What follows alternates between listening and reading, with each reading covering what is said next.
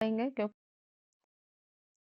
Good evening everyone, welcome to Homeo Target classes and today we will read philosophy and basically from philosophy हम लोग Kant philosophy पढ़ेंगे क्योंकि वहीं से सबसे maximum number of question आते हैं।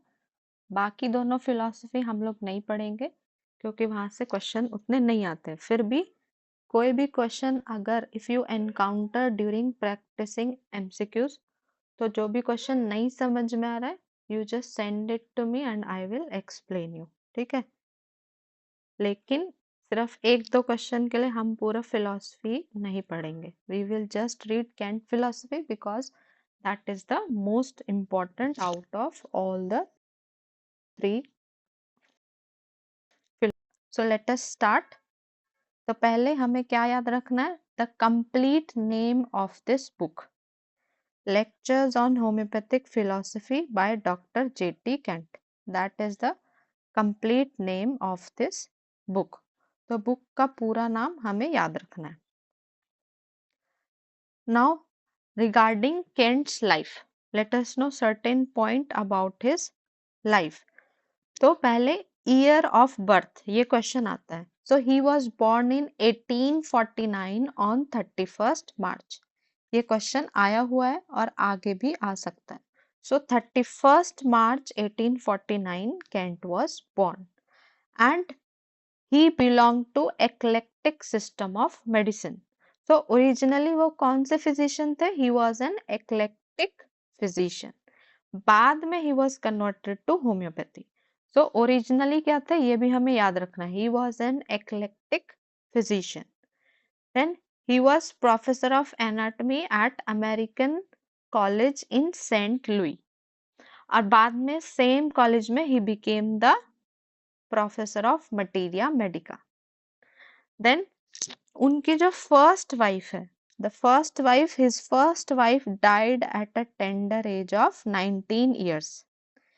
जब वो 19 साल की थी तब उनकी डेथ हो गई थी। देन हिज सेकेंड वाइफ, ये नाम याद रखना है, सेकेंड वाइफ का नाम क्या है? लूसी। ठीक है, and she was suffering from nervous weakness, insomnia and anaemia. सबसे ज्यादा she was disturbed from insomnia, नींद ही नहीं आती थी, and due to insomnia she was suffering from weakness and anaemia. तो बहुत सारे डॉक्टर्स को दिखाया but no one was able to cure her insomnia. Then उनकी वाइफ ने केंट को बोला कि मेरे एक होम्योपैथिक फ्रेंड है डॉक्टर रिचर्ड फेलन। तो ये याद रखना है, Richard Phelan was the friend of Kent's wife, और ये नाम भी याद रखना है। So he called him, Richard Phelan को बुलाया केंट ने, and he prescribed few doses of nux vomica. तो नक्स वोमिका दिया और रिचर्ड फेलन ने केंट को बोला कि 3 घंटे बाद दोबारा रिपीट करनी है। बट जब वो 3 घंटे बाद दोबारा गए, when he went after 3 hours again to give nux vomica, so he found his wife was sleeping. तो ही वाज वेरी इम्प्रेस्ड कि एक ही डोज में उसको नींद आ गई। So that was the turning point which converted Kent into homeopathy. उस time के बाद he was very much interested in homeopathy और वो रिचर्ड फेलन के साथ ही पढ़ाई करने लगे, and he learned so many things about homeopathy कि आज वो इतने फेमस है कि हम भी उनके बारे में पढ़ रहे हैं। So this was the turning point from where Kent was converted to homeopathy. तो क्वेश्चन क्या आएगा? कौन सी मेडिसिन दी थी रिचर्ड फेलन ने? ये क्वेश्चन आता है। So he prescribed nux vomica to his second wife. Then और क्या क्वेश्चन आता है? That his second wife was suffering from, she was suffering from insomnia, ये क्वेश्चन भी आता है। And who cured the insomnia of his second wife? Doctor Richard Phelan. तो ये 3 क्वेश्चन यहाँ से very very important. Now in 1896 अब second wife की भी डेथ हो गई। ठीक है, so in 1896 he was called to treat Clara Louis Tobey. She was a lady और ये बहुत रिच लेडी थी। So she herself came to Kent, क्योंकि उनको भी कोई ठीक नहीं कर पा रहा था, तो शी केम टू केंट। इनका नाम क्या है? Clara Louis Toby. And she was repeatedly being treated with lachesis. इनको क्या कर रहे थे डॉक्टर्स, बार बार लेकेसिस दिए जा रहे थे। इतना लेकेसिस दे दिया कि उनके बॉडी में there started to appear the symptoms of lachesis. क्योंकि इतनी ज्यादा ओवरडोजिंग होगी तो क्या होगा, ड्रग प्रूविंग स्टार्ट हो जाएगी। So there was proving of lachesis going on in her body because of repeated treatment with lachesis. तो उनको लगा कोई नई डिजीज हो गई है। She went to Kent and Kent ने उनके सारे सिम्टम्स जैसे ही लिए, as Kent started case taking, so he told her that from how many days you are taking lachesis. तो केंट ने कैसा क्या क्वेश्चन पूछा सबसे पहले कि कितने दिन से आप लेकेसिस खा रहे हो। So she was very impressed, इतनी ज्यादा इम्प्रेस हो गई कि उनसे शादी कर लिया। तो थर्ड वाइफ का नाम क्या है, क्लारा लुई टॉबी। तो केंट ने क्या बोला, that from how many days you are being treated with lecasis, and he antidoted lecasis and he asked her to never use lecasis again. उन्होंने उनको बोला कि अब लेकेसिस कभी भी नहीं खानी है बिकॉज इतनी ज्यादा ओवरडोजिंग होगी तो you will die of this overdosing. Then later he married her, और उन्होंने उसकी किस किस काम में हेल्प की, in preparing philosophy book, in materia medica and repertory. तीनों वर्क्स में she helped. Then certain thoughts and contributions of Kent. So first question यहाँ से क्या आता है कि केंट किसकी फिलोसफी फॉलो करते हैं। So he followed the philosophy of Emmanuel Swedenborgian philosophy. तो ये याद रखना ये नाम, ही वॉज अ फिलोसफिस्ट, और इन्हीं की फिलोसफी को फॉलो करते हैं Kent. Then he introduce the doctrine of series in potencies और सीरीज इन डिग्रीज। और इसका क्या नाम है, एक और नाम है, नोट डाउन कर लो, theory of octaves. Theory of octaves क्या है, जैसे हमारे सारे गामा पाधा नीसा जो म्यूजिकल टोन्स है, so there are 8 musical notes. So he was inspired from those musical notes and he gave these series of potencies in the treatment of, especially in the treatment of chronic disease, कि 30 के बाद you have to use 200 because 30 के और 200 के बीच में और भी potencies है। 31 is there, 32 is there, 40, 50, 100, but वो सब हम क्यों नहीं यूज करते हैं, बिकॉज केंट ने already he has made this path कि 30 के बाद मोस्ट यूजफुल कौन सी है, 200, after 200 most useful potency is 1m, then 10m, then 50m, cm, dm and mm. So this is the meaning of series of degrees or series in potency, and theory behind this is theory of octaves. Then what else he told, high potency prescription करना है 200 and above for chronic disease.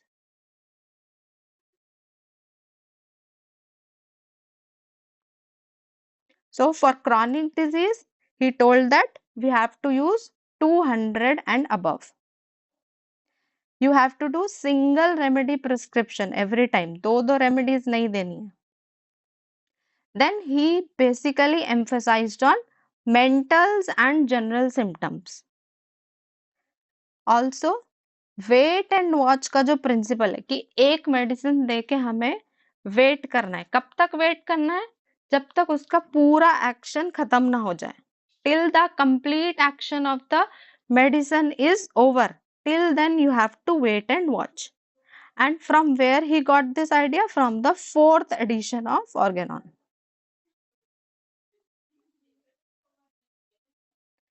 Then what type of drugs he proved, he proved alumina phos, alumina silicata, aurum ars, aurum iodum, calcarea silicata.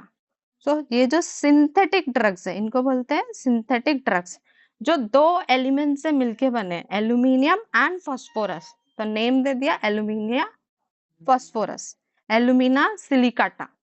But इसको किसने oppose किया, this type of remedies was opposed by H C Allen. तो ये याद रखना है, who opposed the synthetic remedies of Kent, H.C. Allen, because उन्होंने कैसे प्रूविंग की कि एल्यूमिना फॉस्फोरस को अलग अलग जो सिम्टम्स आए वो बोल दिया कि एल्यूमिना फॉस्फोरस के सिम्टम हो गए। सपोज एल्यूमिनियम के ये सिम्टम्स है, 4 सिम्टम्स, देन फॉस्फोरस के कुछ सिम्टम्स है, तो ये दोनों सिम्टम्स जब मिलेंगे then you have to give alumina phosphorus. So that thing was opposed by H.C. Allen. इसलिए जब भी हम केंट की मटीरिया मेडिका पढ़ेंगे, so never read these type of drugs from Kent. इसके अलावा जितने भी ड्रग्स हैं those you can read from Kent materia medica, लेकिन ये वाले नहीं पढ़ने हैं बिकॉज ये सब कैसे बने हैं, कैलकेरिया के सिम्टम्स एंड सिलिका के सिम्टम्स, दैट इज साइलीशिया के सिम्टम्स, दोनों को मिला के लिख दिया। So that is very wrong. That is why H.C. Allen was opposing the synthetic remedies of Kent. तो ये नाम याद रखना है.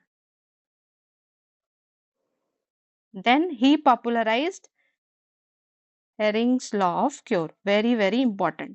अभी जो मंडे को आरओ का एग्जाम था रिसर्च ऑफिसर, उसमें हेरिंग लॉ ऑफ क्योर से क्वेश्चन आया था. So that is why it is very very important. So who popularized Hering's law of cure? Kent. ये क्वेश्चन आता है. देन अभी हमने रीड किया कि Kent emphasised on mental symptoms and general symptoms. So mental symptom को इन्होंने इतनी ज्यादा इंपॉर्टेंस दी that he classified mental symptom into 3 sub categories. What are those sub categories? First is will, then understanding, then memory. तो ये याद रखना है. Who did this classification of mental symptom? Will, understanding and memory. कभी कभी will के साथ will and emotion भी लिखा रहेगा. Will and emotion, understanding and memory, understanding and intellect. So what do you mean bye will? Will का मतलब क्या होता है?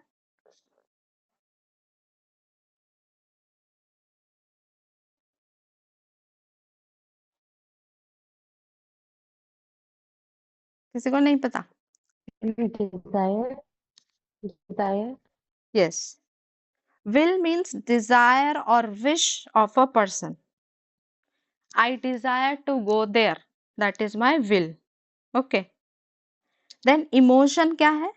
कोई भी strong feeling about a circumstance, जो कि किसी भी मूड से निकल के आती है या फिर किसी भी रिलेशनशिप से जो स्ट्रॉन्ग फीलिंग निकल के आती है, that is the meaning of emotion. Then what do you mean by understanding?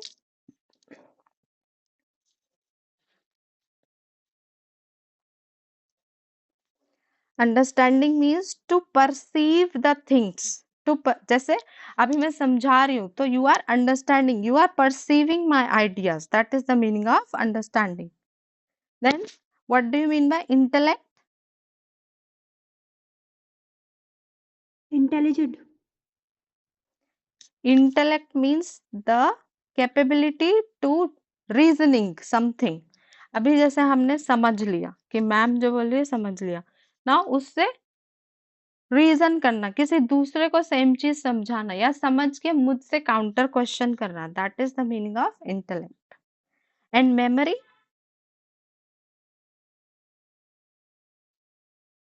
Very easy. Memory बोलो क्या है? टू जो रिमेम्बर कुछ याद समथिंग. रहे.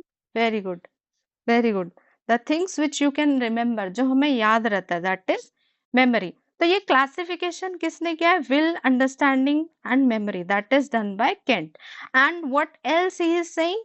अगर ये सब चीज हमारी सेटिस्फाइड नहीं होगी, so the symptoms will come out through different organs of the body. Suppose किसी का कोई लव रिलेशनशिप है एंड दोनों की अलग अलग जगह शादी हो गई, so they will be suffering from disappointment of love, और उसके बाद डिफरेंट डिफरेंट डिजीजेस जो होंगी through different different organs. So this concept is explained by Kent कि if these things are not satisfied, So it will express, the organism will express those things through different organs of the body. और इसी चीज को क्या बोलते हैं? Correspondence of organs. So what do you mean by correspondence of organs?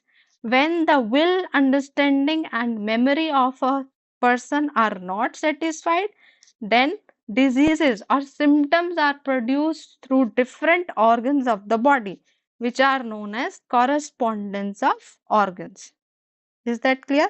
Means mind ने अपने symptoms organs में डाल दिए, and now that particular organ is suffering from a particular disease. Is that clear? Yes, ma'am. Okay. Now he emphasized on Henneman's law of vital action and reaction. Vital force पे action होता है, मतलब primary action. उसका जो counter action होता है, that is secondary action. So this thing is emphasized by Kent also. And he said that if there is no homeopathic aggravation, then you will not be able to cure a particular disease. इसलिए homeopathic aggravation बहुत बहुत जरूरी है. और homeopathic aggravation कौन से action में होती है, प्राइमरी में या सेकेंडरी में? प्राइमरी. Very good. तो ये क्वेश्चन भी आता है, homeopathic aggravation occurs during primary action. Very good. Then important works of Kent. तो ये इसी सीरीज में याद रखना है. सबसे पहले मटीरिया मेडिका आई है, sorry repertory of homeopathic materia Medica. So first Kent ने किस पे काम किया? रिपर्टरी पे. इट केम इन 1897. ठीक है. सो फर्स्ट एडिशन केम इन 1897. अब जल्दी से बता दो सेकंड एडिशन कब आई है? 1908. Very good, 1908. Then third? 1924. Very good, very good. 1935. Yes. Fifth? 1945. Very good. 45. उसके बाद? 57. यस. और सेवेंथ एडिशन? सेवेंथ एडिशन को और क्या बोलते हैं? Final? No, it is known as final general repertory. It came in 19 क्या बोला? 74. ठीक है. और इंडियन एडिशन कब आई है? 1961. Very good, 1961. Who published the Indian edition? Hahnemann publishing company. Okay. और फाइनल जनरल रिपर्टरी किसने पब्लिश किया है? By Pierre Schmidt and Diwan Harish. Very good, very good. ये क्वेश्चन भी आता है. Final general repertory was published by Pierre Schmidt and Diwan Harishchand in the year 1974. और क्या आता है यहाँ से? इंडियन एडिशन आता है 1961. और बाकी तो कुछ भी आ सकता है. सपोज हमें ईयर दे दिए और बोल दिया कि इसको डिसेंडिंग ऑर्डर या ऑर्डर ऑफ देयर अपीयरेंस में अरेंज करो, तो इस टाइप से भी हो सकता है. Now lecture on homoeopathic philosophy. Philosophy आया रिपर्टरी के बाद in the year 1900. So first repertory, then philosophy, then last में materia medica in 1905. Lectures on materia medica. Then other works में इनके क्या है? Lesser writings, clinical cases, new remedies, aphorism and precepts. ये एक ही बुक का नाम है. It came in the year 1926 and it was compiled by W. Sherwood. Why? Because Kent died in 1916. ठीक है. So book आई है 1926 में. So it is published posthumously. Posthumously means after the death of the Kent. या author के death के बाद कुछ भी आता है उसको बोलते हैं posthumous एडिशन और पब्लिश्ड posthumously. तो किसने पब्लिश किया? W. Sherwood. ये नाम याद रखना है. Then another book is Use of Repertory, How to Study the Repertory, Clinical Cases, Repertory and Repertorization. Then what the physician needs to know in order to make a successful prescription. और एक book है, यहाँ पे add कर लो,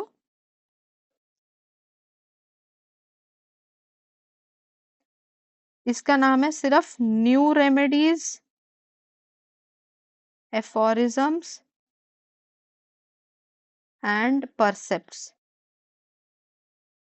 ठीक है, अगर lesser writings, clinical cases, new remedies, aphorisms and precepts होगा तो 1926, और सिर्फ इतना होगा तो from here to here, new remedies, aphorism and precepts, then the year is 1958।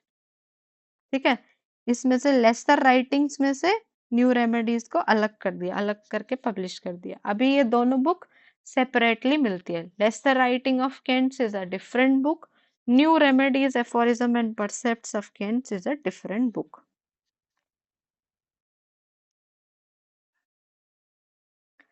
Then only two editions of Kent's repertory were published in his lifetime, जो कि है first edition and second edition. Only these two were published in his lifetime. बाकी सब जो है उनके death के बाद आई. So third edition की manuscript was ready but was not published in his lifetime. Then he was the only homeopath who has done work in all three fields of homeopathy. उन्होंने philosophy में भी काम किया, materia Medica and repertory. First पे क्या आया? At first what came? Repertory. Yes, repertory, followed by Philosophy. very good, and then materia medica. So he was a dynamic homeopathic physician who worked in all the three fields. Then Kent की death कौन सी disease से हुई, ये question आता है। He was suffering from bronchial catarrh, that is asthma, or you can say chronic bronchitis, which was further complicated with Bright's disease, that is glomerulonephritis, and he died on 6th June 1916. So this date you have to remember, and the cause of death, that is Bright's disease or glomerulonephritis, and he was suffering from bronchial catarrh, ये भी याद रखना है। Then lectures on homeopathic philosophy. As we are reading philosophy, so we will discuss this book. Author कौन है? James Tyler Kent. So JT Kent की full form याद रखनी है, James Tyler Kent. This book was published in 1900. Who was the publisher of this book? Erhardt and Karl. What are the sources of the lecture? ये जो lectures है इस book में, ये कहाँ से आए हैं? These lectures were delivered in which college? Postgraduate School of Homeopathics. Kent in his lifetime, in the last times, जब वो एकदम last पे चल रहे थे, he was the dean of this college and he was teaching the postgraduate students here. तो college का नाम ही है Postgraduate School of Homeopathics. So while teaching to those students, he was delivering those lectures, and ये सारे lectures बाद में they were published in the book form. So पहले ये lectures कहाँ पे थे? These lectures were first present in Journal of Homeopathics. Originally they were present in Journal of Homeopathics. These lectures were later revised, collected, and they were presented in this book form. Lectures on Homeopathic Philosophy. क्या है इसके अंदर? It contains commentary on organon of medicine. इसलिए जब भी ये book खोलोगे तो देखोगे पहले एफोरिज्म के लाइन्स लिखे हुए, उसके बाद that particular aphorism is being explained in a full chapter. Heading में देखोगे एक लाइन लिखी है एफोरिज्म की, और उसी एफोरिज्म को पूरे चैप्टर में एक्सप्लेन किया गया। So this contains commentary on organon of medicine. Then how many lectures are there in this book? 37. So Kent की रिपर्टरी में भी 37 चैप्टर्स है और फिलोसफी में भी 37 चैप्टर्स है। Then other important comments by Kent. ये बहुत इंपॉर्टेंट है बिकॉज यहाँ से रिपीटेडली क्वेश्चन आते हैं। First line is a question, already it has been asked. There is no disease but sick people, ये किसने बोला, यही क्वेश्चन आता है। This is told by Hahnemann, but this line is written in the philosophy book by Kent. So there is no disease but sick people, ये किसने बोला है, ये क्वेश्चन आता है। ऑप्शन में केंट भी रहता है और हेनेमन भी, so you have to choose Hahnemann because this line is said by Hahnemann. then reductio ad absurdum, इसका मतलब क्या है? फर्स्टली याद रखना है ये किसके बारे में है, this is for old school physician. वो लोग क्या करते हैं, they are arguing for disapproving a statement।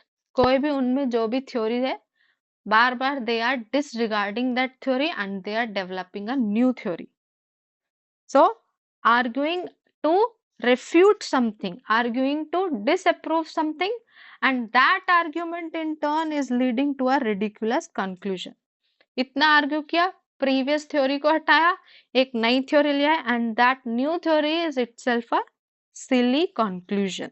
So that is the meaning of reductio ad absurdum. Then scientific ignorance, ये बहुत इंपॉर्टेंट है। What do you mean by scientific ignorance? Doing palliation and as a result more important organ is suffering.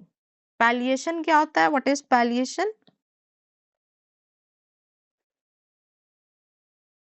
Temporary relief of symptoms. Temporary relief. Very good.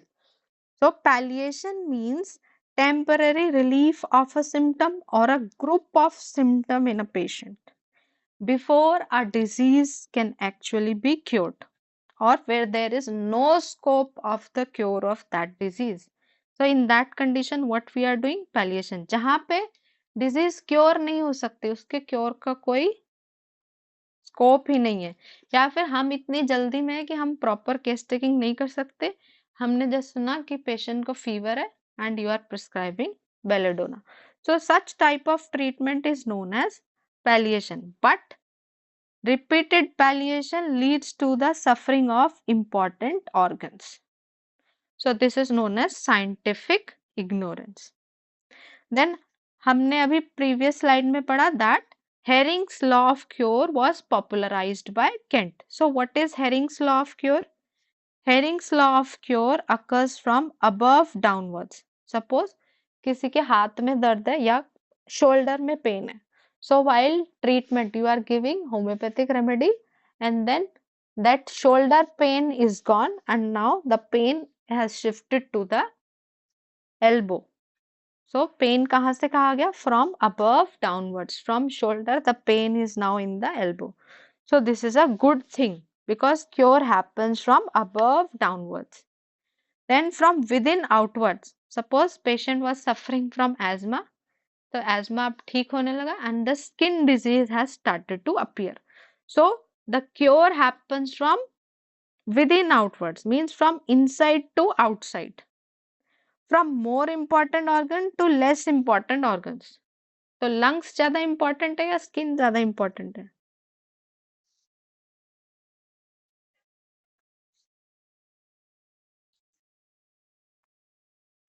बोलो, which organ is more important for the support of life?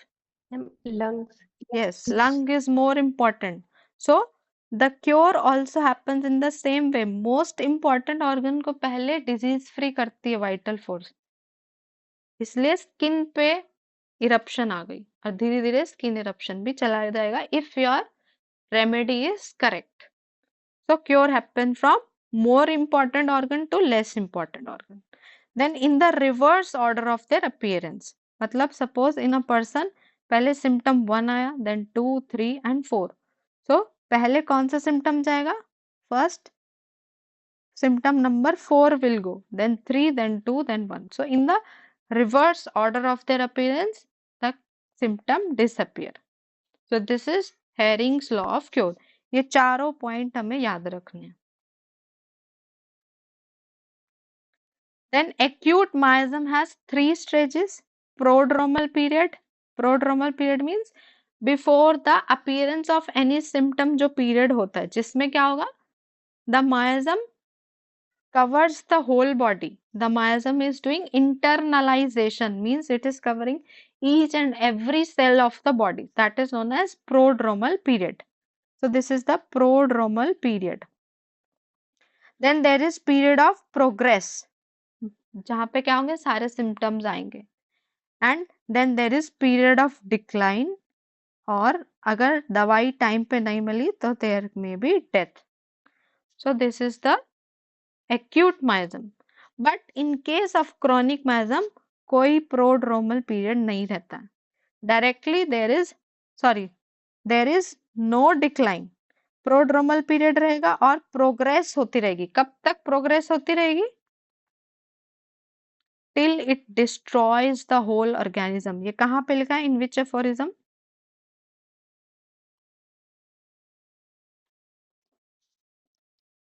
बोलो. 72. Yes, very good. So क्या लिखा है? Until at length the organism is destroyed. तब तक इसकी progress होती ही रहेगी. So there is no period of decline in case of chronic miasm. ये अपने आप कभी डिक्लाइन नहीं होगा. It can only be terminated with the help of homeopathy. But acute miasm जो है वो अपने आप भी डिक्लाइन हो सकता है और with the help of medicine भी डिक्लाइन हो सकता है. और अगर टाइम पे मेडिसिन नहीं मिली और बहुत ज़्यादा सीवियर है डिजीज तो पेशेंट विल डाई. लेकिन यहाँ पे अगर मेडिसिन नहीं मिली तो एक ही ऑप्शन है, डेथ. एक्यूट माइजम में डिक्लाइन भी हो सकता है और डेथ भी हो सकती है without medicine. But chronic miasm में विदाउट मेडिसिन क्या होगा? Only death, no other option. तो ये याद रखना है. In chronic miasm there is no period of decline. Then what else Kent has told? Sora is the cause of all contagion, means all the diseases are due to Sora. And which comment Kent has made? That अगर सोरा नहीं होता तो बाकी के दो chronic miasm भी नहीं होते. If man had not the Sora, he would not have the other two chronic miasm. Why he has told like this? Because Sora is not just the physical itching. सिर्फ skin का itching नहीं है psora. Psora is also the mental etch.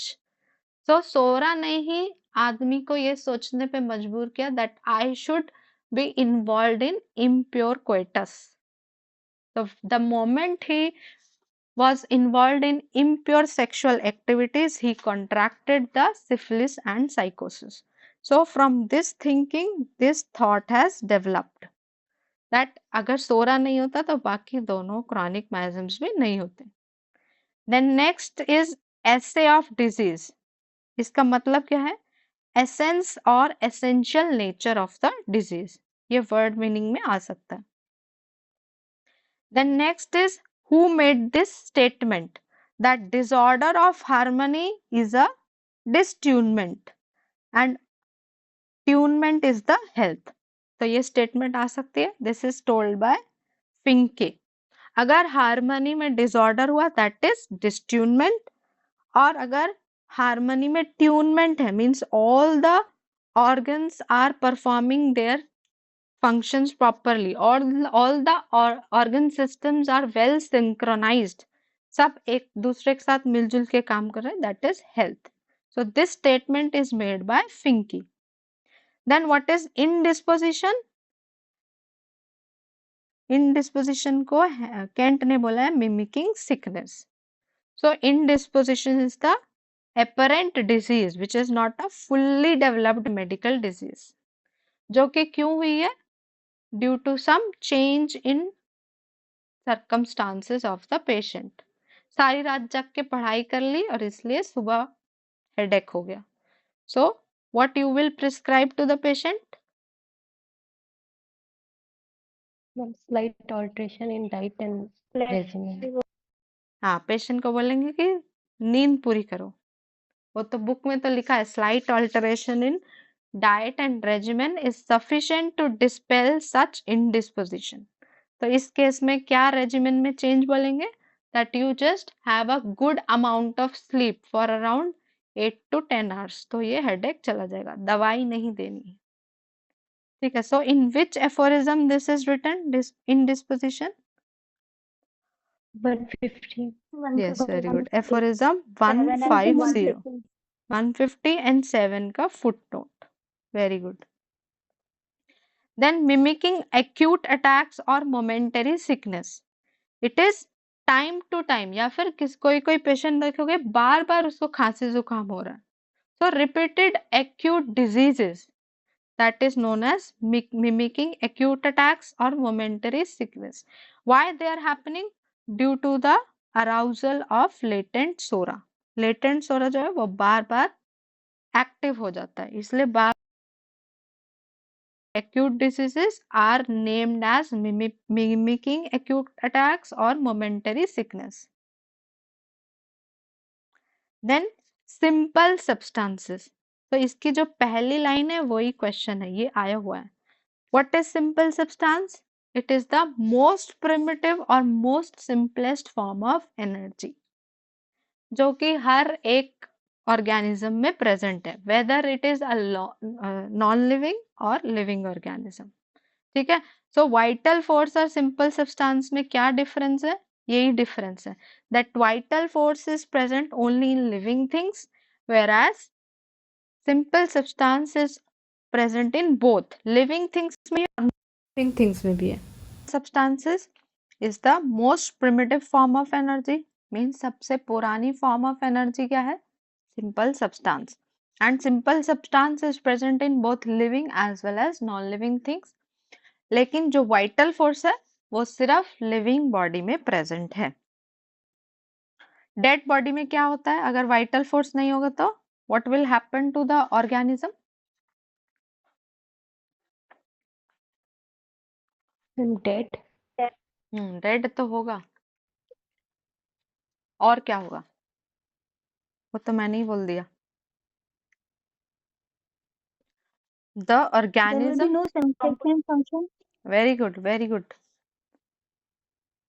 So the organism is capable of no sensation, no function and no self preservation. ये कहाँ पे लिखा है? Which aphorism? Ma'am, 10. Yes, very good, 10th aphorism. very good. So ये तीनों words हमें याद रखने हैं. Without vital force, the organism is capable of no sensation, no function and no self preservation. ठीक है, that is why vital force is present only in living bodies. But simple substance जो है table में भी है, chair में भी है, it is present in everything. So ये जो फर्स्ट पैराग्राफ है ये क्वेश्चन कई बार आ चुका है. What do you mean by simple substance? And what is the difference between simple substance and vital force? ये question very very important. Then simple substance has an influx. That means there is continuous and constant flow of energy through it. Suppose यहाँ पे एक book रखी है तो इस book में constantly there is flow of energy, और उस energy का क्या नाम है? Simple substance. Okay. So there is an influx. Influx means अंदर आना. So continuously and constantly the energy is flowing through it. लेकिन जैसे ही हम सोचेंगे that this energy and this book, these are two different things, so there will be no influx. इसलिए this energy and book इसको हमें एक ही unit समझना है, इसको अलग अलग नहीं समझना है. जैसे ही the moment we separate these things, there will be no influx. Is that clear?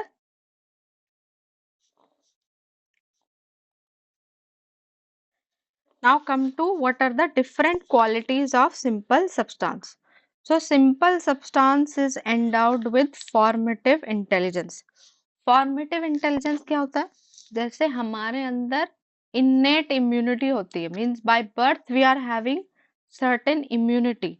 So formative intelligence is also the same thing. Suppose sand का कोई particle है, मिट्टी का एक कण है, तो उस मिट्टी के पार्टिकल में that sand particle is having its own quality. ठीक है, so simple substance is endowed with formative intelligence not logical. इसका मतलब क्या है? जो उसके अंदर ओरिजिनली क्वालिटीज प्रेजेंट है वही रहेंगी, जिस तरह से हम उसको चाहते हैं वो वैसे नहीं बन सकती। So they do things in their own way, not the way you want them to do. Is that clear?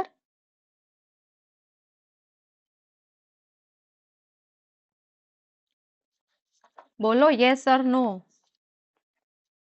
Yes, Didi. Yes, ma'am. Okay. Now second is subject to change.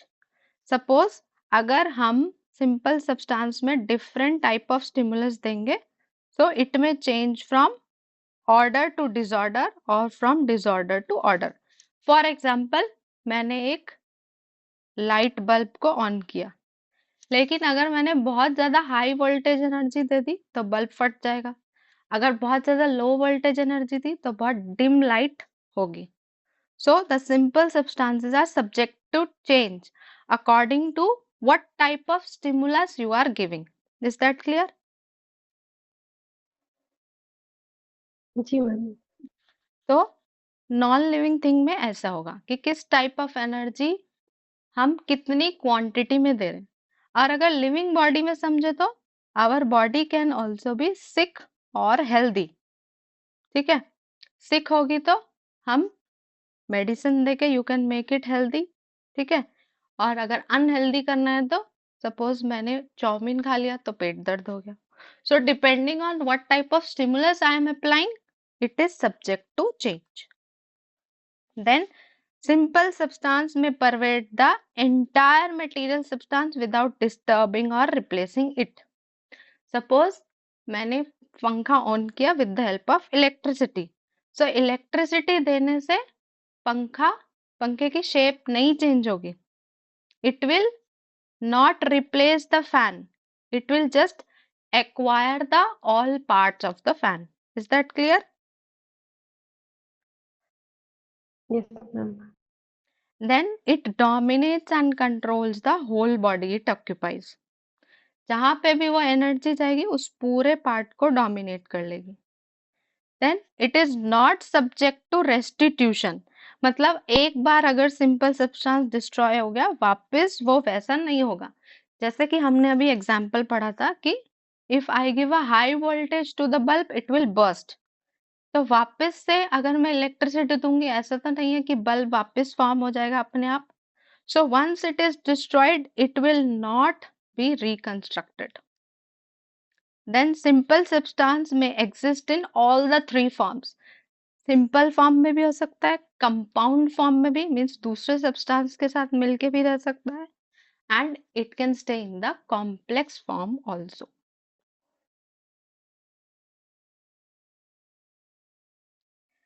Then quantity cannot be predicted of simple substance, लेकिन you can know its quality by the action. For example, we have sulfur 30 and we have sulfur 200. So you know the sphere of action of sulfur 200 is more. लेकिन कितनी ज्यादा quantity of sulphur है 200 में और 30 में कितनी है that we can not know. सिर्फ हमें ये पता है कि सल्फर 200 में मेडिसिन कम है या ज्यादा है।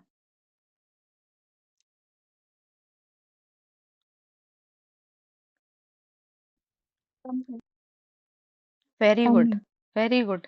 सल्फर 30 में मेडिसिन का amount is less as compare to sulphur 200 में medicine is less as compare to sulphur 30, लेकिन स्फीयर ऑफ एक्शन किसका ज्यादा है? सल्फर 200 का। So with the help of their action you can know the quality or degree of fineness of the simple substance, but you cannot know the quantity, you cannot predict the quantity. कितनी medicine है इसमें, कितने particles है इसमें medicine के, that you can not know. सिर्फ हमें पता है कि हमने कितने डाइल्यूशन किया, how much dilution we have done, that you can know, but how much quantity of sulfur is there in 200 or 30, that you cannot know. Then simple substance has the quality of adaptation. जहां पे रहेगा वहां पे adapt कर लेगा अपने आप को. Then the life substance within the body is the vicegerent of the soul. Means vicegerent of the soul means controller of the soul. Controller of the soul क्या है? लाइफ सब्सटेंस, जिसको हम वाइटल फोर्स बोलते हैं. And soul is also a simple substance. ठीक है, so vital force is also a simple substance. तो ये लाइन आती है, वाइसर्जेंट ऑफ सोल किसको बोलते हैं? Simple substance. Then simple substance is always constructive. ये हमेशा किसी भी चीज को आगे बढ़ने में हेल्प करता है. So it is always constructive and reconstructive, क्योंकि ये बॉडी को यूनाइटेड फॉर्म में रखता है. Is that clear? This is very important. Simple substance. Okay, now come to the most important topic from Kant's philosophy, that is Kant's 12 observation. लेकिन इस chapter का original नाम क्या है, ये हमें याद रखना है. Prognosis after observing the action of remedy, ये ओरिजिनल नेम है. बुक जब खोलोगे तो नाम है prognosis after observing the action of the remedy. जब हमने एक्शन ऑफ रेमेडी को ऑब्जर्व किया तो क्या क्या मिला, उसी को बोलते हैं Kent's 12 observation. There are 12 observations done by Kent after he prescribed a remedy. So उस चैप्टर का नाम है prognosis after observing the action of the remedy. So only after a prescription तभी हम ऑब्जर्व करते हैं. एंड रेमेडी क्या क्या टाइप के चेंजेस कर सकती है? After giving a remedy what can be there? There can be disappearance of the symptoms, और there can be increase of symptoms, जिसको हम क्या बोलते हैं? Aggravation. Yes, very good. That is known as Aggravation. aggravation. There can be decrease in the intensity of symptom, that is amelioration. या फिर और क्या हो सकता है? There can be change of the direction of symptoms. Means suppose पहले heart में disease थी और अभी एल्बो में आ गई या नी में आ गई, या फिर पहले स्किन पे डिजीज थी और अभी लंग्स में चली गई. So there can be change of the direction of symptom. Then what is the most frequently observed observation? Aggravation and amelioration. जो हम सबसे ज्यादा ऑब्जर्व करते हैं, या तो सिम्टम इंक्रीज हो गए या फिर सिम्टम डिक्रीज हो गए, that is aggravation and amelioration. Then aggravation is of two kinds. First is aggravation of the disease. What is disease aggravation? जिसमें क्या होगा, patient is growing weaker. Means patient के जो डिजीज सिम्टम्स है और ज्यादा बढ़ते जा रहे हैं और पेशेंट वीक होते जा रहा है. And another is homeopathic aggravation. What is homeopathic aggravation? जिसमें क्या होगा, पेशेंट की present complain is slightly increased, but as a whole in general the patient is feeling better. That is known as homoeopathic aggravation. Homoeopathic aggravation good sign है या bad sign है? Good sign. Yes. Good sign. Yes, it is a good sign. और कौन से aphorisms में दिया है about homoeopathic aggravation?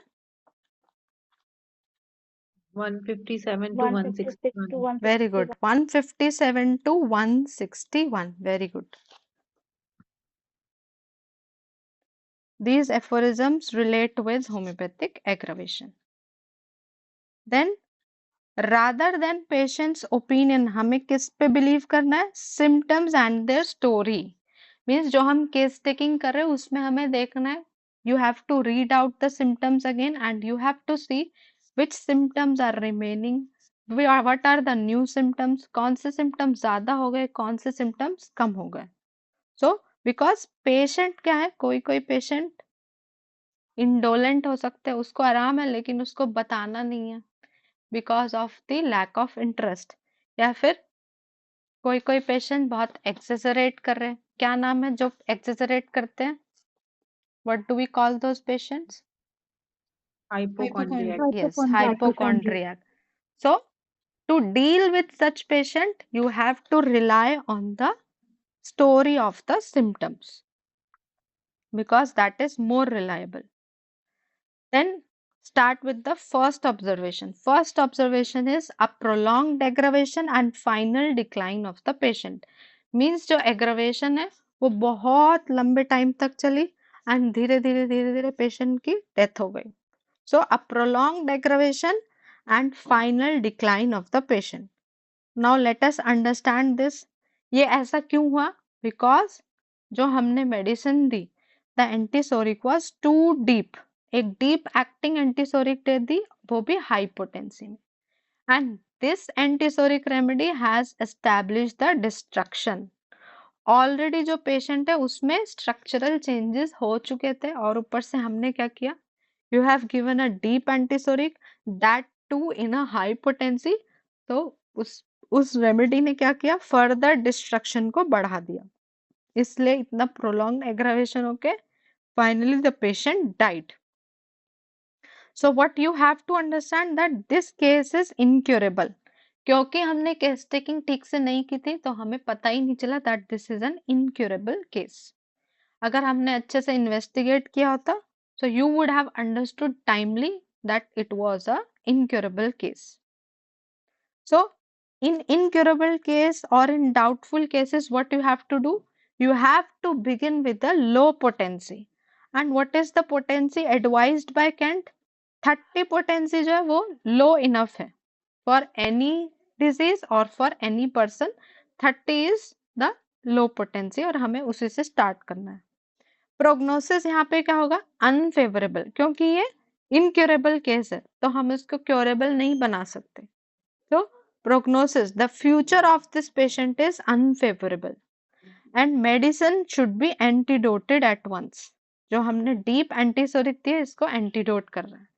तो एंटीडोट फर्स्ट ऑब्जर्वेशन में करना है. ये क्वेश्चन भी आता है. एंटीडोट कौन कौन से ऑब्जर्वेशन में बोला गया है? तो एक याद कर लो, first observation. Then second observation is long aggravation but final and slow improvement. तो फर्स्ट में क्या था? Prolonged aggravation and final decline. अब इसमें क्या हुआ? प्रोलॉन्ग से प्रो हटा दो, long aggravation but final and slow improvement. इसमें लॉन्ग एग्रावेशन क्यों है? बिकॉज पेशेंट में मार्क्ड स्ट्रक्चरल चेंजेस स्टार्ट हो चुके. There is beginning of some structural changes in the patient. That is why the aggravation is for a long time. कितने long time तक हो सकती है? सालों तक भी एग्रावेशन हो सकती है. This aggravation can be for years and then there will be final and slow improvement in the patient's symptom. Prognosis is favorable, means धीरे धीरे ये patient improve हो जाएगा and you should allow the medicine to act. ठीक है, जो हमने medicine दी है without any disturbance or without any repetition, you have to allow that particular medicine to act for the full length of time. Then third observation is aggravation is quick, short and strong with rapid improvement of the patient. अब यहाँ पे क्या हुआ? पहले थी prolonged aggravation, then long aggravation. Now aggravation is quick, short and strong. जल्दी से आई, बहुत ज़्यादा इंटेंसिटी में आई, लेकिन for a short period of time. And then there is rapid improvement of the patient. So improvement here is rapid and long. There is no structural changes in the patient. इसीलिए इतनी जल्दी rapid improvement हो रहा है. और जो भी structural changes थे, they were only on the surface of the organ. And aggravation कब आएगी? Aggravation will be in the first hour in case of acute disease and in the first few days in case of chronic disease.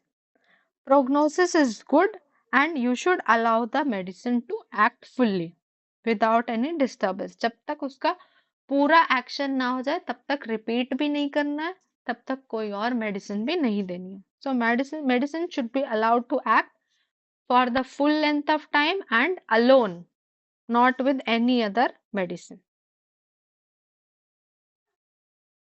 Then fourth observation is no aggravation with recovery of the patient.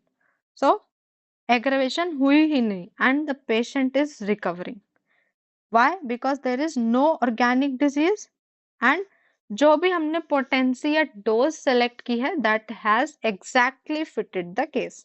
Suppose this is the disease और जो हमने medicine select की है that is also exactly same in terms of potency, in terms of dose. इसलिए there is no homeopathic aggravation. This is highest ideal of cure in case of acute affections only because acute affections are for a short time.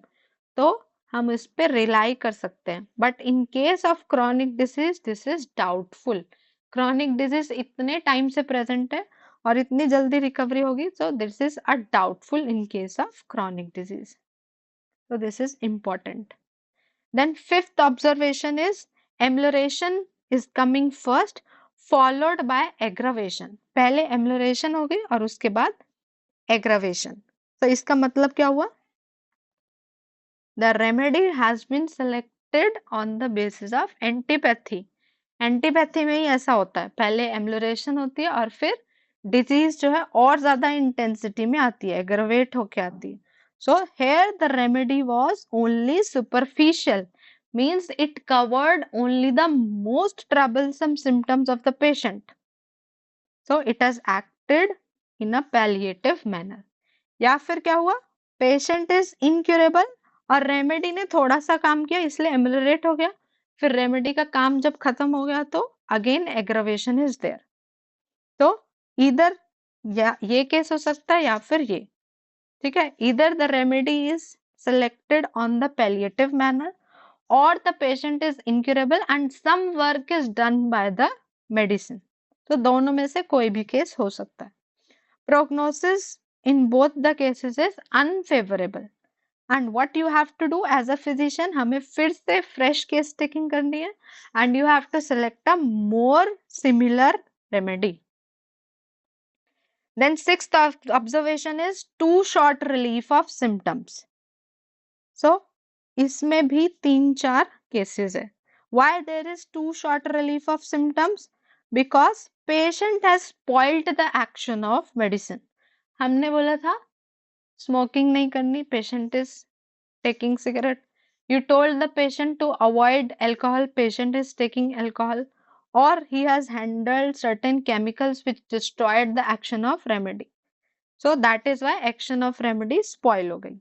Or in case of acute disease, why it has happened? Too short relief because acute disease का जो intensity है that is very high. और क्या हुआ? Due to the inflammatory changes, the action of remedy has gone quickly. So in case of acute disease, why amelioration is for a short time? Because of high grade of inflammatory changes, because of the high intensity of the symptoms. Then another third case is in case of chronic disease, small amelioration or amelioration for a short time is due to structural changes in the organs या फिर organs are already destroyed. That is why the amelioration is for a short time. So what you have to do? In case of acute disease, you have to repeat the medicine quickly. क्योंकि इतने ज़्यादा inflammatory changes है तो medicine का action quickly destroy हो रहा है. So you have to repeat the medicine again and again. And in case of chronic disease, the prognosis is bad. Why? Because the organ has been already destroyed by the structural changes. So what you have to do? You have to do again case taking and you have to give a more suitable remedy, more similar remedy. Then seventh observation is a full-time amelioration of the symptom, yet no special relief to the patient. Means जो symptom है उसकी intensity तो कम होती है लेकिन patient को as a whole कुछ आराम नहीं हो रहा. Why? Because there is presence of some latent or some organic changes in the body जिसके beyond further हम amelioration नहीं कर सकते. Why? For example, the patient is having only one kidney. तो हम उसमें क्या करेंगे? You can only palliate such cases. या फिर lungs में there is cavitation of the lungs. So you cannot do anything in such cases because these are incurable cases. You cannot increase the amelioration beyond certain limit in such cases. So medicine here is correct, but the patient cannot be cured, can never be cured. In such cases, you have to do palliation only. और palliation के लिए which law you have to follow?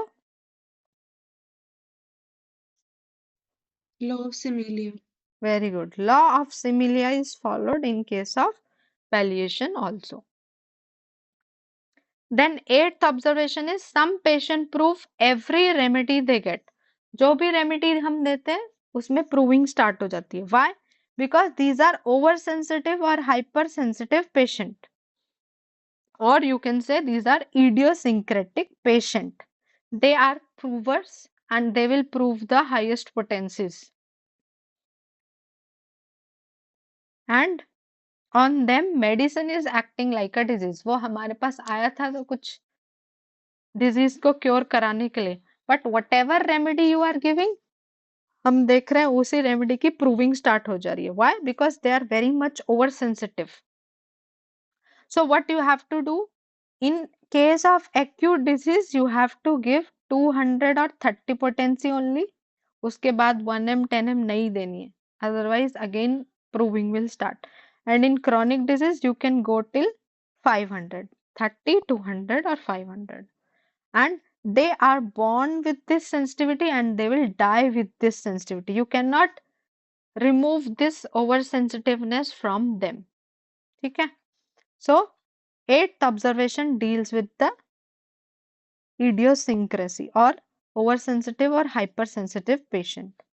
Then ninth observation is related to drug proving, action of medicine upon prover. So what he is telling that healthy provers are always benefited by proving. ये कौन से aphorism में लिखा है कि proving से benefit होता है? And what type of benefit?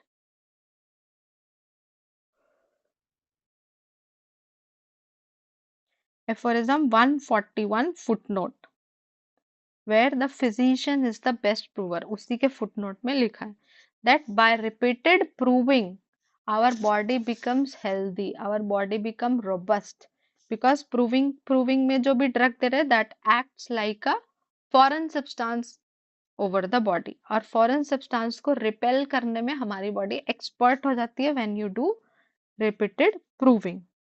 And in case of provers, what he is telling that the constitutional symptoms should be recorded before the drug proving is started. या फिर ड्रग प्रूविंग स्टार्ट करती है तो constitutional symptoms को minus कर देना है, because those are not the symptoms of proving. And if any change in the constitution is appearing, then that should be noted. Then 10th observation is new symptoms appearing after the remedy is given. हमने कोई remedy दी और नए symptoms आने लगे, and these symptoms are not related to the patient's original disease. So जितने ज्यादा new symptoms होंगे, that means your prescription is wrong. More the new symptom, more are the chances that your remedy is wrong. The prescription is unfavorable. और हमें क्या करना है? Once these new symptoms have passed, what you have to do? You have to do the new case taking and you have to give a more similar medicine. तो ऐसा क्यों हुआ? Why new symptoms appear? Because your prescription was not truly homeopathic. So जो भी हमने medicine दी वो अपने symptoms prove करने लग गई पेशेंट की बॉडी में. That is why new symptoms started appearing. This is known as which type of aggravation?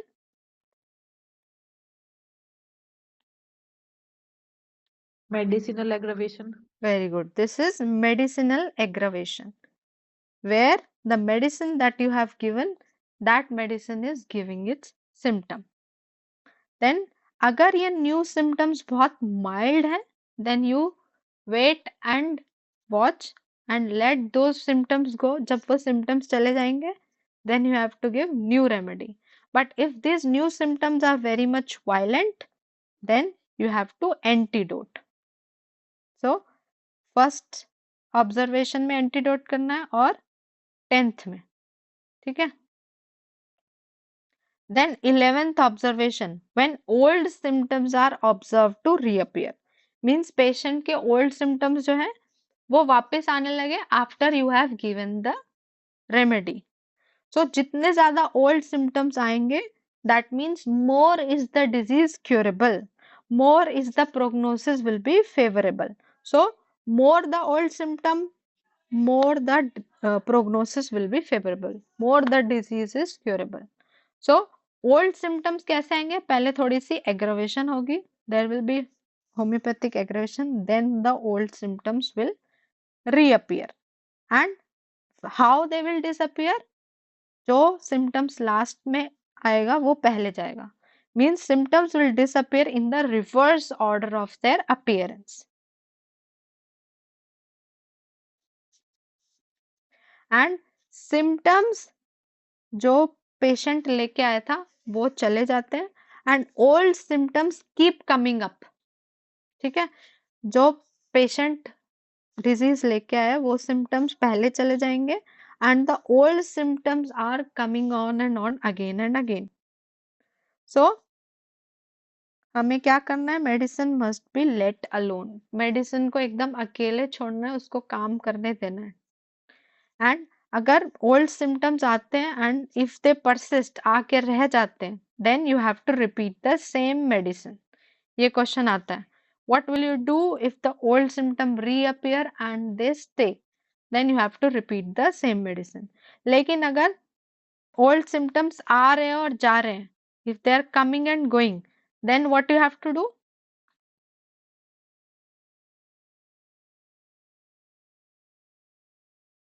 तो हमें wait and watch करना है. Okay. Then 12th observation is symptoms take wrong direction. Means from periphery the symptoms are going to the center of the body. From skin the symptoms are going towards the heart. पहले skin disease थी और जैसे हमने medicine दी तो heart disease हो गई. So that means symptoms are taking a wrong direction. They are going from less important organ to a more important organ. So that means your medicine is selected only on the external symptoms or it has been partially similar. It has ignored the whole totality of the symptom. That is why the symptoms have taken a wrong direction. Prognosis is poor and in such cases you have to antidote the medicine at once without any wait and watch principle. हमें क्या करना है? Medicine को quickly you have to antidote and you have to give another more similar remedy after fresh case taking. So antidote कौन कौन से उसमें करना है? First and 10th. और 12th. 12th. 1, 10, first 12. 10th and 12th. ये याद रखना, ये क्वेश्चन आता है. Antidote is done in all the observation except, इस टाइप से आएगा. ठीक है, और NOW ऐसे करके याद रखना है. ठीक है, this is 10, this is 11 and this is 12. N for when new symptoms start appearing, O for when old symptoms start appearing and W for when symptom take a wrong direction.